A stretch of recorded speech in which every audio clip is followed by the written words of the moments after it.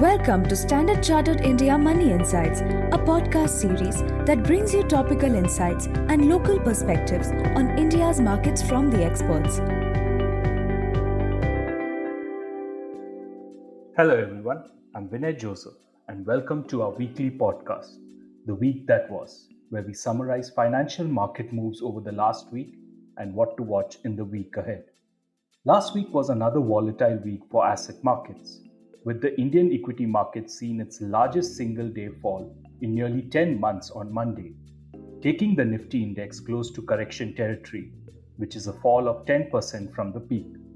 However, markets recovered over the week despite lingering geopolitical tensions over Ukraine. Overall, for the week, the Nifty index was down 0.6%, outperforming their developed market peers but underperforming emerging market peers. The broader markets continued to see deeper cuts, with the mid-cap and small-cap indices down about 2.7% and 3.4% respectively. IT was the only sector in green, while metals, realty, banks, and pharma saw over 2% cuts for the week. Risk-off sentiment amid lower supply of government bonds drove bond yields lower for the second consecutive week. This was despite India's CPI for January 2022 crossing RBI's upper bound target of 6%. For the week, the benchmark 10-year IGB yield fell 3 bips to 6.67%. Short-term rates fell around 5 bips, but corporate bonds yields rose marginally. The INR appreciated by 1% to close below 75 as oil prices corrected by 2% despite lingering Ukraine concerns. Investor focus still remains on the Ukraine crisis, with most geopolitical analysts now assigning an elevated risk of an incursion into Ukraine by Russian forces. However, they assign a very low probability to a protracted conflict, given the US threat of overwhelming sanctions against Russia.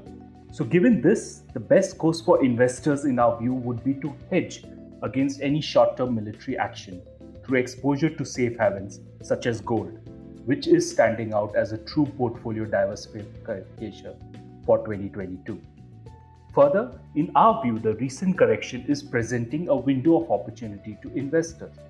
History shows 10% plus pullbacks in equity indices within larger bull markets are not that uncommon, and we do not believe the current sell-off is the start of a larger bear market, as we expect economic growth to remain well above its long-term trend, supporting an already robust earnings outlook. This is likely to drive upgrades to both consensus GDP growth and earnings estimates for the fiscal year FY 2023.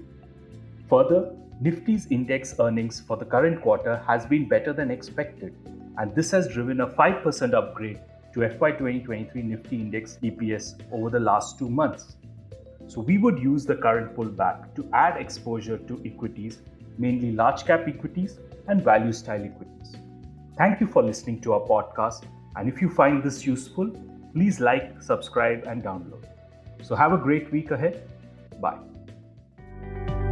Thank you for listening to Standard Chartered India Money Insights. Stay tuned for the latest updates and market trends by subscribing to our podcast.